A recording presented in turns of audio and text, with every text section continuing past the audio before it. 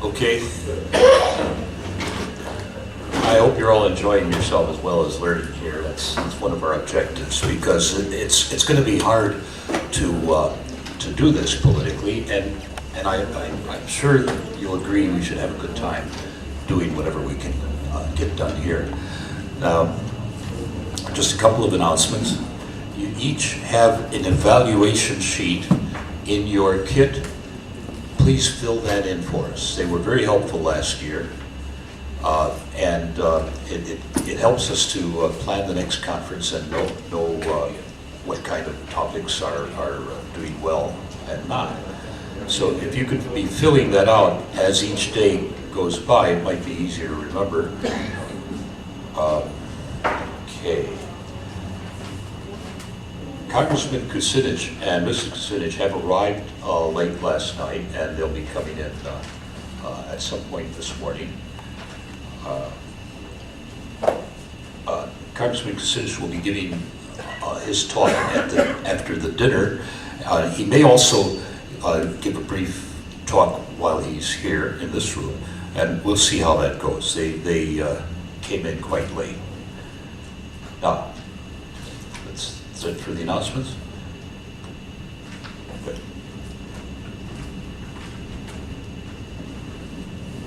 We're very, very proud that the next speaker has been able to come here and address us. It's Mr. Charles Walters, who is known to many of you.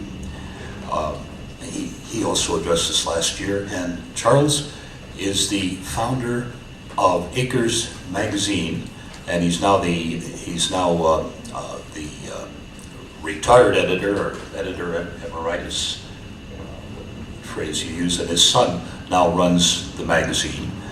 But Charles' magazine reaches environmental farmers that are trying to use environmental methods, and he has a reach that is truly amazing in America. And I felt that about 2 years ago when Charles wrote four articles on our book, The Lost Science of Money. And you can tell when that happens by the effect, just how much respect that particular writer has by the number of orders that come in, and the letters, and in Charles' case, there was a farmer within actual eyesight of our headquarters in New York, in upstate New York. We could see his farm from our door, and been there for many years. He didn't hear about us until he read about it in Acres magazine, and we got in touch. And that was a demonstration to me of what I call reach. Now, Charles has written a truly great book. It's called Unforgiven. I think they're sold out, but we'll be glad to take orders here. And this book describes how the farming parity system was used effectively to keep the economy on an even keel during a couple of periods in our history. And he's going to discuss that. It's directly related to monetary controls and the monetary system. So please welcome Mr. Charles Walters.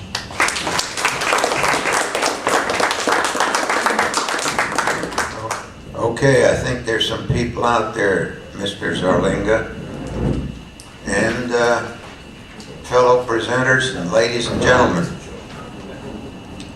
Walking over here this morning from the hotel, one of my associates from Kansas City came up and he says, hadn't seen me for a long time, he says, "You look sound as a dollar." I almost didn't come over here. I wanted to go back to bed, you know. But it's like the football player said, there's no geniuses out here on the football field. That genius stuff, that's all for Norman Einstein. I'm no genius on money. I'm not a profound student of the dollar. My brother is. I think he's got the first one he ever made, but I don't remember it. I grew up in western Kansas, on a Dust Bowl farm where the wheat fell from $4 a bushel down to 17 cents a bushel in 1 year, followed by a total forage failure. Those were hard times, and it encouraged me to, from a very tender age, to look at what is it that happens to find a generally prosperous family suddenly on the road like a bunch of Okies. Okies was the symbol of real impoverishment in those days. It was the era of the grapes of wrath. We were on the road ourselves. And in the process, I took to studying this thing. I've tunneled back as I grew up and used the Carnegie Library to study what the economy was all about. And in the process, I encountered a man named George Warren, way back in the Harding administration. Now, Harding, now there was an empty suit for you, I'll tell you. Great hairdo, nothing underneath. He worked out what was happening to the basic storable commodities that arrived from most of the harvested acres in the United States and correlated it what happened to the national income. Nothing really happened until approximately the Depression was in its waning days. My greatest lesson came from Dorothy of Kansas. Little Dorothy in her silver slippers walking down the yellow brick road. Now you say, oh no, that was ruby slippers. That was in the movie. In the book it was silver slippers, because Frank Braun wrote in riddles and in obscure symbolism. The Emerald City was Washington, D.C. The man behind the curtain. You know, don't pay attention to that man behind the curtain. That was the President of the United States.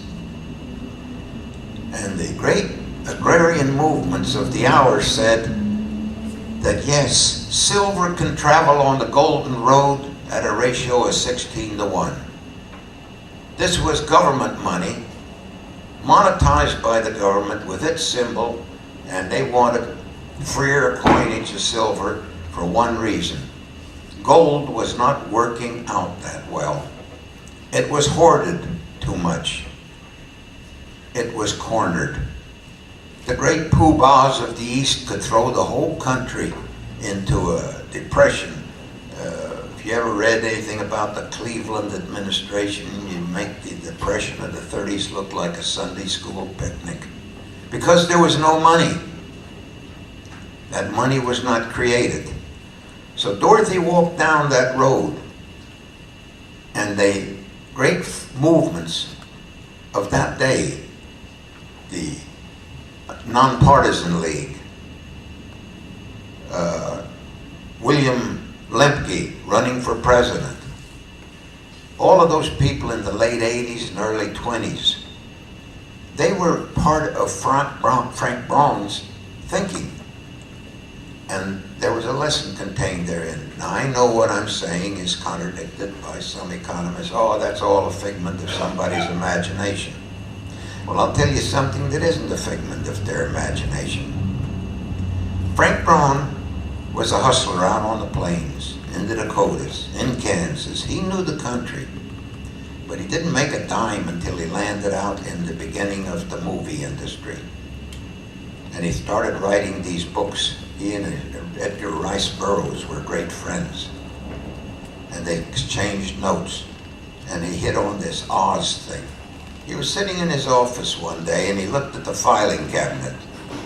And the alphabet had been divided according to the number of drawers. I believe there were 4 drawers, or maybe it was just 3. Anyway, the last drawer was O to Z. He looked at that and he says, that's the name of my new country. O-Z.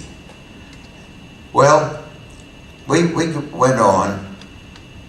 And in the 1930s, after that Great Depression broke in 1929, because of an imbalance that had been allowed to develop, a complete crash of the storable commodities upon which the Americans fed, the income of the nation fell in exact ratio to the falling of the income of agriculture. So Roosevelt and his crew wrote a law back in about 1933 that in effect made agriculture, and by that he meant the basic storable commodity, from 82% of the harvested acres. He declared them a public utility, like your gas company or your electric company. And it was to be managed by the government through a parity arrangement. The parity arrangement that George Warren discovered back in the Harding administration. Now, what was the parity arrangement? Basically, it was based on Warren, but it was refined by a man named Simon Kuznets. Roosevelt asked Congress for an appropriation to hire what they felt was the best economist in the known world. They had him right here in the United States. He was a Russian immigrant named Simon Kuznets. He developed the economic indicators, which have now been morphed into the economic report of the president. The economic report of the president was authorized in 1946 with the Employment Act of that year, and it's apparently the only accomplishment of that law. Full employment hasn't had any effect whatsoever, but it did set up the Council of Economic Advisors. And that council is responsible for producing the economic report of the president each year. They've almost dragged it away from the public scene. Hard to get a copy. I asked Congressman Kucinich see if he could get me some copies. He couldn't do it. His office couldn't figure it out. So finally, I looked at an old obsolete phone book of my own and drug out the number I had for the council and called it. Guess where I landed? Right in the White House. There are no pronouncements coming out of the Council of Economic Advisors without being cleared by the White House. But they still put out the publication, putting it out in very restricted numbers. And they put it on the internet so people can download a 400-page book. But I don't think it stays on the internet too awful long. So I've encouraged the National Organization of Raw Materials to always be sure to get that book. I had myself saved a copy of each year from 1946 to the present, and have turned it over to them. Well, that's neither here nor there. Let's get back to parity. Parity does not affect agriculture alone. It affects every business, every component of the national income. It affects labor, it affects capital costs, interest to persons, rentals, all of those things. They all have their parity. It's not just agriculture. Parity is not a price. Parity is an index. It's a formula for figuring the price.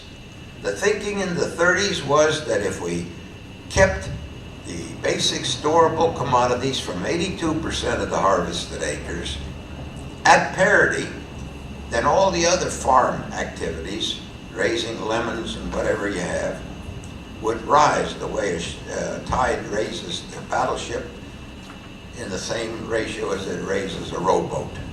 That was the theory. Now what really happened? Within 2 years after the Employment Act of 1946 was passed, Congress, the 80th Congress, the one Truman called the worst in history, passed the Aiken Bill, which dismantled parity. for agriculture. Parity for agriculture was based at that time on 1927, 29, 19, 10, 14, and for specialties, various other crops like soybeans, they had their own base period.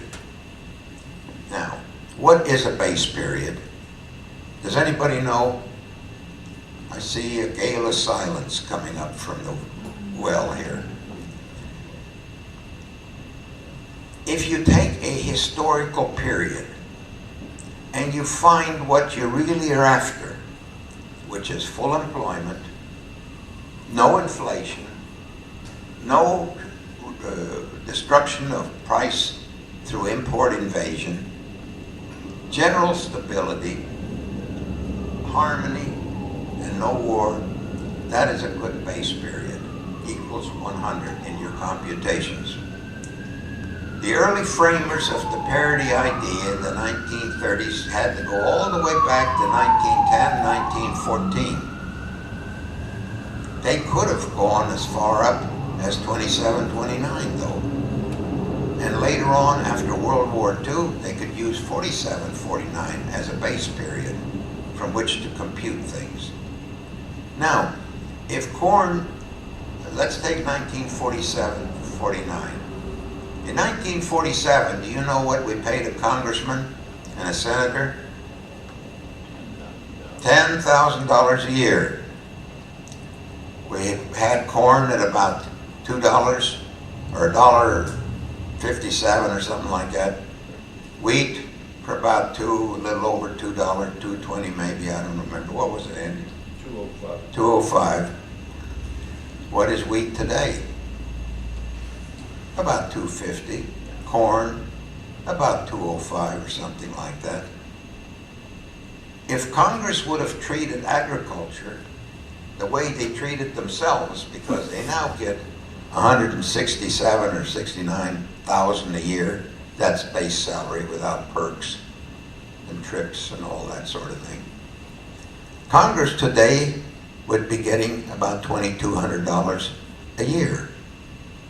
I'm not sure they'd be worth that.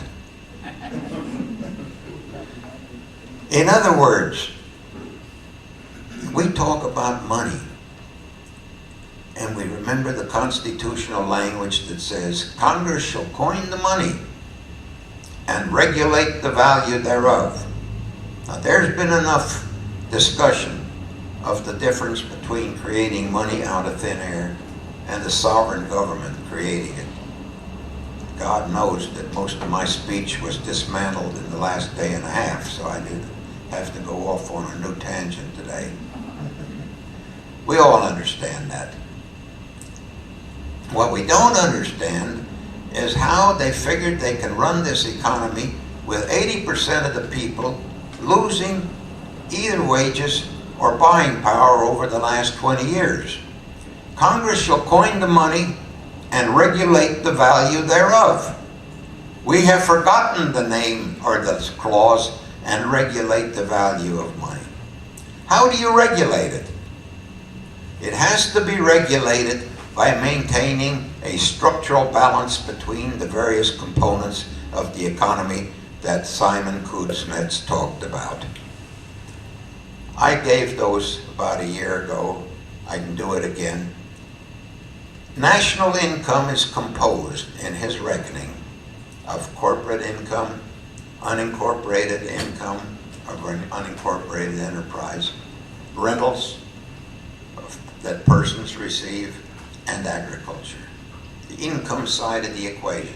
Every dollar that goes into this economy has to pass through those conduits.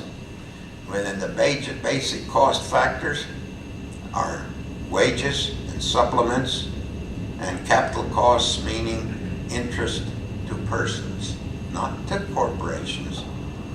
What they pay the banks is up in the other bracket.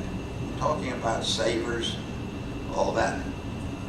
The total of all of those is what the national income is. Now, we have struck up the following figure. If you take a balanced base period and you want that harmony in you don't want people sleeping in the streets or Someone in here the other day described the number of people that are homeless and how much the food kitchens are feeding people on a permanent basis. You want to erase all of that from your society, you have to have a par arrangement that breaks down this way. The 4 income components have to get 33% of that bottom line national income, about 33 1/3%. The other factors, wages, supplements, capital costs, they get about 66 2/3. You get off of that plane, you have got exactly what we have today, a totally dysfunctional economy that has to depend on vast debt creation with war as an engine of credit. That's what we have today. And that's what they set out to do right after World War II. We struck down the parity arrangement for agriculture, essentially with the Aiken Bill, which was not implemented until the next administration, which was the Eisenhower administration. To regulate the value thereof, you have to regulate the balance of your economy. And that means many of the institutional arrangements. If you don't do that, you automatically go into receivership. Now, what happens when a country goes into receivership? Well, that's a nice business term, receivership. In the case of a nation, it's a dictatorship. The receiver for Japan at the end of World War II was MacArthur, General Douglas MacArthur. He was a very wise shogun or receiver. The first thing he did was took the 11 richest families in Japan and made them surrender all of their bonds and stocks, everything they had for non-convertible bonds, which were paid at the parity of war's end. After that, he dismantled about 83 of the worst companies, wartime companies. He made them turn their profits, their war profits, back to the government. Then he proceeded to dismantle another 1,300 or something like that companies. And then he faced the greatest trial of all, one that hadn't been faced successfully since the Gracchus of ancient Rome. He effected land reform. He brought a man from the U.S.A. over to do it, Wolf Ladiczynski. What they did, you see, you had about 13,000, I think it was, landlords that owned about, well over 90% of all the land in Japan. On the average, each of them owned about 36 farms. Well, he required them all. Of course, they did it legally through the Diet and proclamations and so on. They had to deed that land to the government. And once the deed was completed, the government turned around and sold it to the people who are actually working the land. In those days, we had a communist under every rock, the way we have a terrorist under every rock today. And MacArthur's big problem was to put to bed this danger of the communists taking over. When he did that, it collapsed. They sold that land to the people who operated it under very generous terms, and communism literally collapsed in Japan. He set up a social security system, and communism started collapsing in the cities. He made a golden promise. It was the golden promise that Roosevelt made to us in 1935, that these benefits of Social Security would never be taxed. Well, our golden promise lasted until 1983, at which point Congress discerned that it needed a raise and that the recipients of Social Security needed to do their share and pay some taxes on it. In 1993, the Congress discovered that they needed some more money, and they attacked Social Security again and raised the tax again. Well, so far the golden promise has been kept in Japan, even though it's been vacated in the United States. Now, then after that, MacArthur brought W. Edwards Deming to Japan, and his job was to go through industry and take them out of the medieval ages, to really modernize them. He did a job so effectively.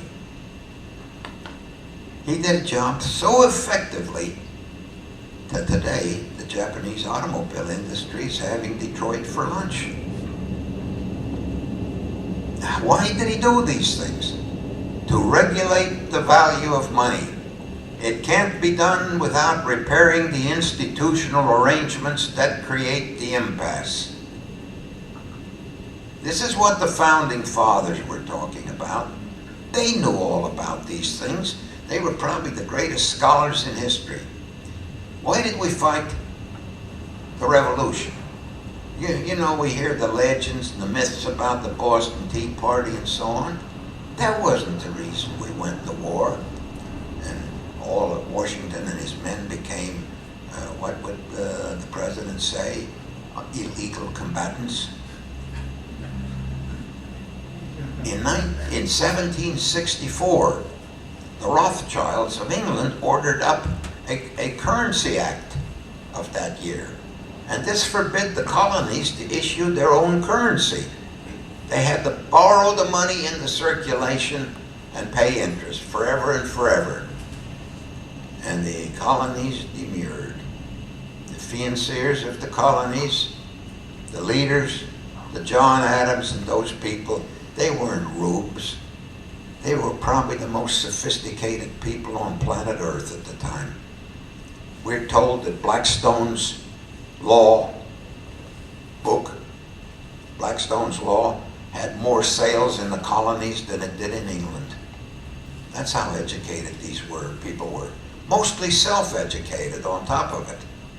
Well, this is what MacArthur thought in Japan, to balance these out. He wanted to have this subjugation of women ended, and it still ended. He wanted universal education. He got that going. Now, I'm not here to tell you, oh, he also closed down the banks as an opener. Now, unfortunately, after he departed the scene, Herbert Hoover went over there and his entourage, and they reversed some of these things I'm talking about. But they didn't reverse them all, and a lot of them are still with the country, and for that reason it has leapt way ahead of many of its contemporaries. To regulate the value of money, something has to be done about some of the institutional arrangements that contraindicate regulating the value of money. The first of these is the private banking system, this business of creating money out of thin air. Now let's go back to my home state, Missouri. 40 years ago, branch banking was illegal. A bank could be a bank. If you were a bank up at Chillicothe, that was it. You could have that bank, no more. But sooner or later, they got that law rescinded with the compliance of the people who voted it, not having the slightest idea what they were voting on. And so the banks have all consolidated. The ruralists have very few banks, except a little bank to funnel the money into the city for its use and to deny it to the countryside. So what is happening? Now, with this kind of assembled banking structure, they are able to create enough money out of thin air, which is where it comes from, to set up premium hog operations, which pollute 3-4 counties in northern Missouri. A hog puts out 2.5 times as much excreta as a human being. And yet here we have millions of hogs out there without one toilet in the bunch. And we create slurry ponds, and they're toxic ponds. They make the alchemists of the Middle Ages look like Boy Scouts. And then they strap this stuff on the ground. And in where we have low topsoil and then clay underneath, a lot of farmers tile. So those tiles pick up that effluent and channel it to the ditches. And from the ditches it goes to the creeks, and from the creeks into the rivers. And we wonder why in the Gulf of Mexico we got a area of land the size of Rhode Island that is so toxic the fish can't even live in it. We dump it in there. We've made it the sewer line of the nation. That's what you can do with that kind of borrowing power by creating money out of thin air. You can take 4 minuscule stores out of the South and create the mighty Walmart empire, which is what they did. They took a hustler named Sam Walton and his 4 stores, and they were all the executives out of Sears Roebuck. They borrowed the money and started building Walmart. And not content to get free money, in effect, they got the cities. They were so good, they were able to go to the city councils and convince them that they should appropriate or give them tax exemption for the next 20 or 30 years to bring that box store into their community so they could wreck about, on the average, of 50 smaller businesses in the community. This is the kind of thing that you can't allow to go on if you want to regulate the value of the money in the community. So where are we today? Wilder than the March hare. It's increasing exponentially. Back in 1965, Lyndon Johnson removed what little governor we had over the creation of money by this debt creation system, by taking the gold reserve from behind Federal Reserve deposits. In 1968, the gold was taken out from behind the currency. Now they were free. So greedy, we had a few silver certificates based on a backing of silver. Those had to be extinguished because they didn't carry interest. Now, someone in here the other day told us about the amount of currency that's outside the country. We pay the taxes on it, or the interest on it, and the rest of the world uses it for free. So these are the few thoughts that I thought I'd share with you this morning. You can go back to the populist days. In Kansas, we elected a governor. We even had representatives, but it all collapsed. It collapsed because no one understood what everybody in this room is talking about. William Jennings Bryan in 1896, I think the convention was in Kansas City, Missouri. And he thundered, and kids still remember that speech.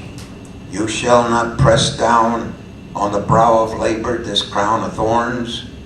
You shall not crucify mankind on a cross of gold," because we were not using what we already knew, that the sovereign nation could issue the money. It didn't necessarily have to stamp it on anything terribly valuable. Gold didn't mean anything by itself. Otherwise, why would Roosevelt have increased its price from $20.67 an ounce to $35 an ounce in the depth of the Depression? They were trying to hang on to that ancient lore. Now, we've talked a little about usury. R.H. Tawney, in Religion and the Rise of Capitalism, tells us about how interest was absolutely as illegal in Christendom as it was in Islam. up to about the 16th century, at which point the House of Fugger sent a dignified and high-ranking official to Rome to get the profitable ruling that interest could be charged. And so interest was often running on the way to usury, and it's still with us today. I wish I knew all the answers to all these things.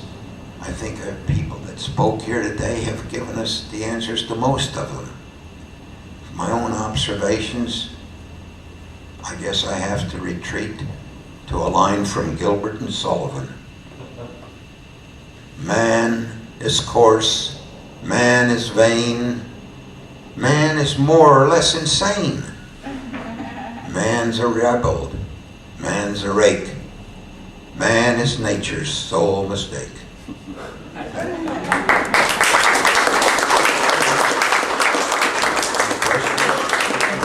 Yeah, we'll take some questions. Somebody who wants to penetrate beyond what we said here. Yeah. And you let the call. During the colonial days, I wanted to add to what the British did to the colonies. And one of the things they ordered was that the colonies could not buy any merchandise from any other country in the world except England.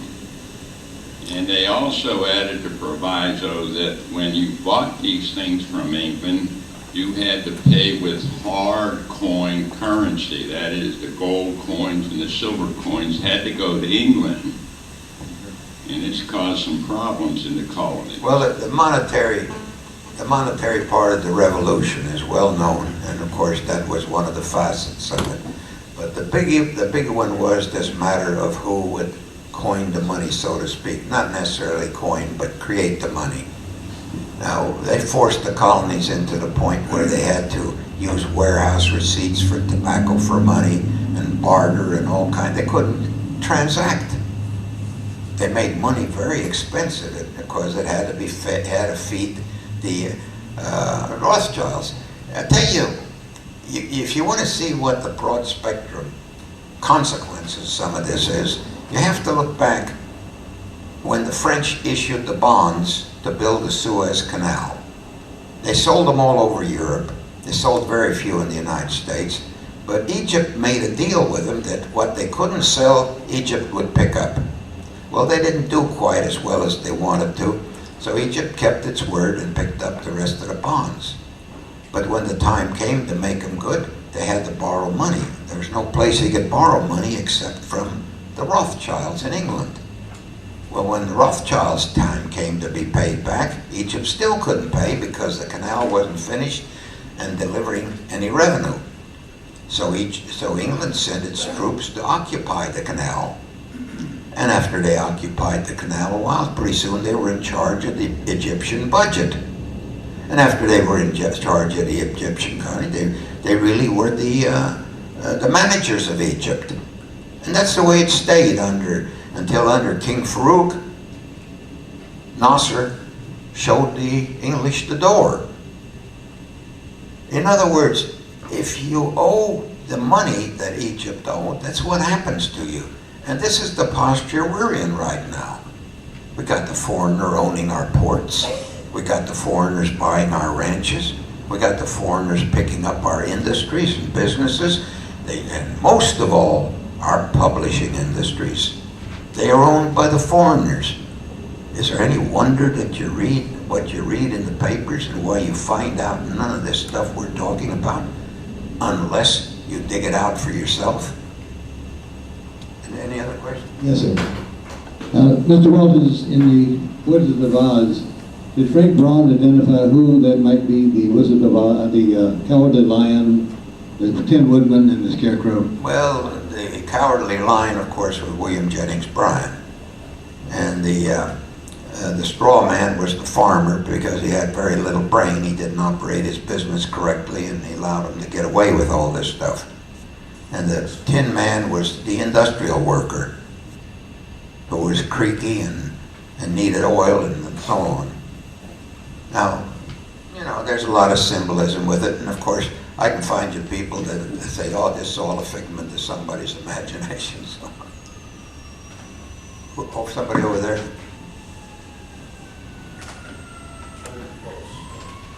Talk a little bit about the argument that as technology increases, that parity is no longer a good measure to use to pay farmers.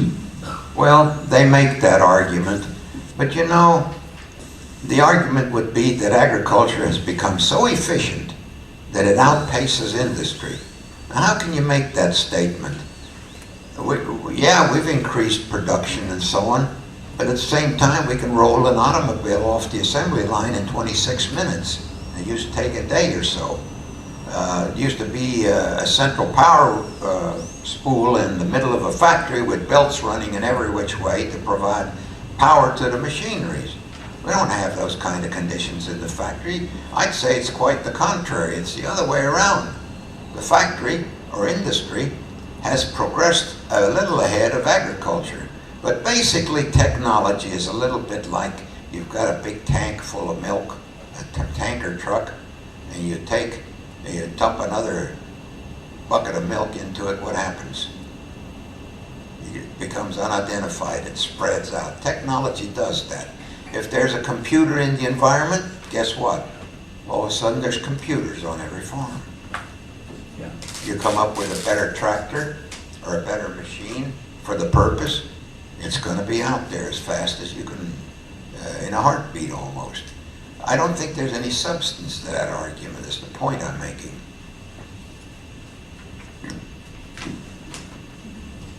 Hi. You said that Japan was thrown into receivership and then MacArthur was the receiver, and that the United States is also bankrupt. That was where that was going. So who might or how might we be thrown into receivership? Well, I'm not too sure. We're not in receivership now under this present administration. But don't you have to have somebody who declares, a creditor who declares the country is bankrupt and demands payment? I just wonder what scenario where we might actually do this. Well, I don't know what the answer would that be. When do you act? In other words, when does this no longer fly? When does something collapse completely? And we look at the debt. All I know is this, that eventually mathematical ambition, which is interest, that's geared to the orbit of the Earth around the sun and spin on its axis, goes on perpetually, is infinitesimal. It can go on forever. But physical possibility parts company somewhere along the line. There's a limit to the physical possibility. And this is what's happening to us. In the Unforgiven book, I give the public and private debt going back to 1929 or 1950 at least, and projected forward. So it's doubling and redoubling in a little less than 10 years. Now we're into trillions of dollars, and pretty soon you're carrying a bank book with lots of digits on it, or you're carrying a lot of currency and it's not buying anything. And this is what we have today. So far, we've been able to take it out of the hide of the farmer. We've been taking it out of the hide of the industrial worker. And like I've already pointed out, you've got about 80% of the people that are in virtual, they're not in penury really, but they're next to it. They can't come up with $500 if they don't make it to the next paycheck. This is what's happened to our working population. Otherwise, you wouldn't have all these homeless and all of these people that have to hit the kitchen to have something to eat. And it's getting worse and worse by the hour. Each day you read the paper, here's another 10,000 laid off because we've, basically, the way we structured it in Norm and my associates from all the way from Carl Wilkin on forward is that the amount of national income that can be allowed from foreign trade cannot exceed 5% without presiding over fantastic adjustments in political and institutional arrangements. We're up to 15% right now. All the indicators are there that we're in for one blowout of some kind. When? It's hard to say, because I don't know how much misery and unemployment and things like that the American people can eat and digest. That's unknowable almost. There's apparently no limit to the suffering people are capable of. We have a president right now that thinks it's quite appropriate to harness the technology Torquemada used. You know who Torquemada was, don't you? The Grand Inquisitor that worked out all these finely honed torture methods, one of which was waterboarding, laying a person up to his nose in water and then putting a rag over his face and kept the pitcher of water pouring it on till he's about drowned to death. The president approves of this. Torquemada was so unpopular that he couldn't leave his office without 50 horsemen and expert swordmen around him. I don't think we have a different situation with the president today.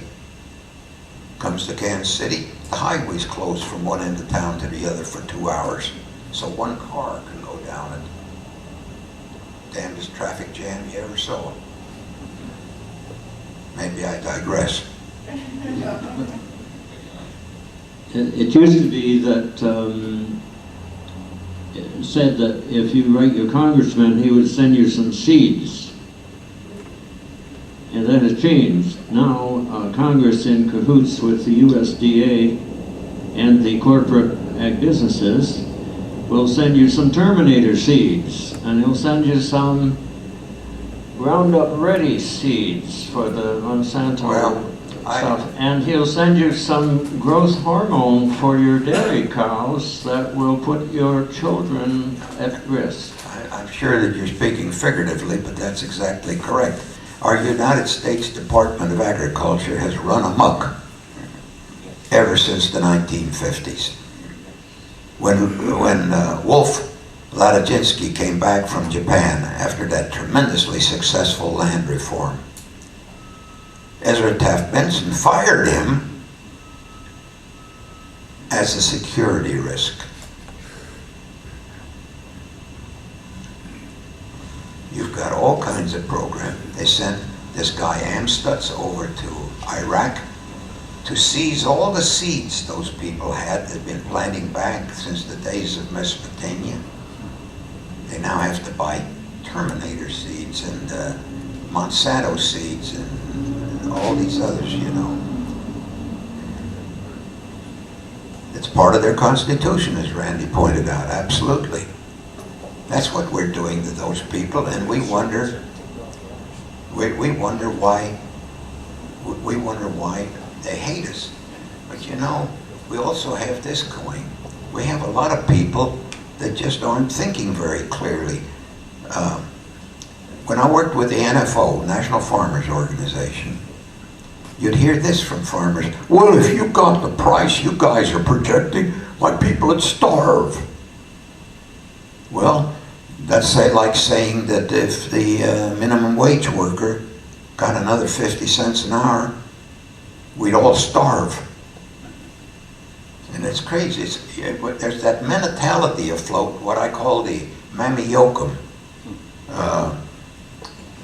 syndrome, if you want to use that word. You know, the Duke of Joe came over from England, and he wanted to go hunting, and Pappy went to Mammy, and he says, "Mammy, the Duke wants to go peasant hunting. What's a peasant?" He says, "Well, them's poor people like us. You better get out there and give them a target." Mr. Waller? Yeah. It's not your voice, it's my ears, I'm sure. But I missed a couple of things in trying to catch up on my note-taking.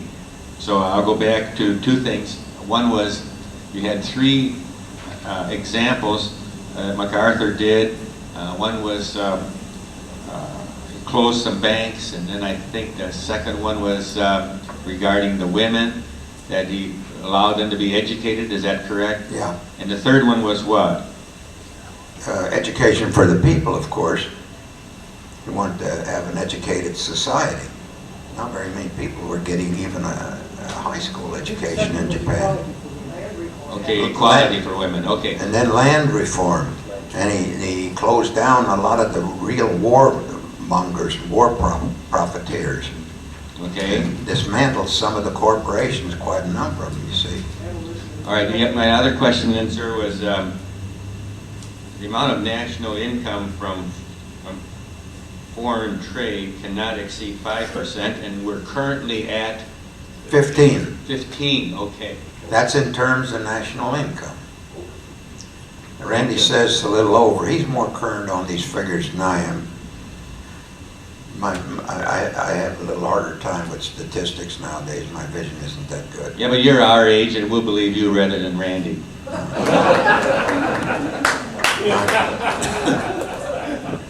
Okay, anybody else? Just one or two more questions. Okay, we'll take one or two We'll more. have enough time for the other speakers. to have- Okay, Charles, you touched on land reform, and I was just wondering, how could it be elegantly employed today, given the current situations in agriculture? Boy, I don't know how you do it today politically. As far as mathematically or as a structural matter, it's very easy to work out. We've got the United States mapped better than any country in the world according to soil types and everything like that. We certainly could strike up the formula. That's not the problem, the management of it. And they got experts at the U.S.A. that know how to do it too. They're a frustrated bunch up there. You ever go up there to Washington and talk to some of those people, they're just marking time, a lot of them pending in retirement because they know they can't get anywhere. How do you do it politically? How do you do it politically when you have what you're going to now, where the country is literally 50-50 divided on a non-arguable proposition, the matter of war? But there's still people supporting this. Well,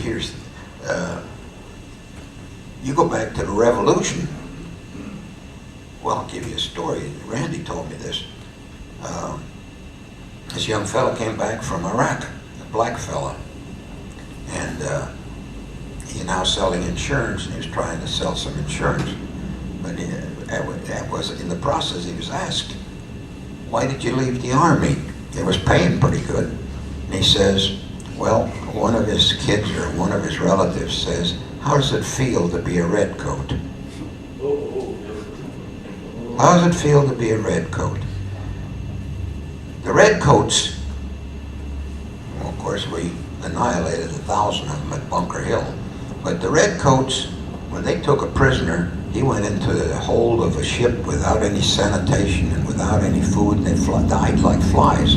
We're doing the same thing, picking people off the street, putting them in jail, holding them 5 years, no charges, no nothing, because they're the enemy. They're terrorists. All enemies are terrorists. We're good guys. But you know, when that bomb comes down and we kill 50,000 Iraqis, we call it collateral damage. To them, it's real terrorism. Charles, thank you very, very much. Okay.